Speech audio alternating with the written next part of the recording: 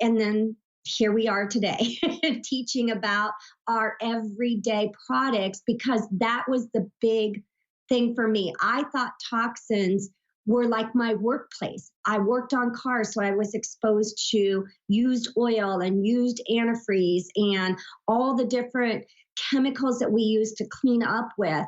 And I thought that's what toxins were. I didn't understand that the stuff I used every single day was causing so much harm to my body. I love that your story and your journey, and I'm sorry that you had to go through that.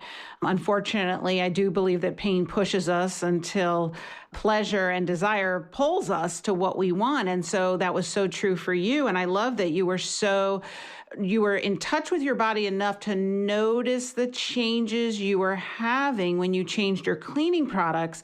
I find that sometimes we don't pay enough attention with the people I work with, and that can be true for me as well, that we don't pay enough attention. We're not dialed in internally.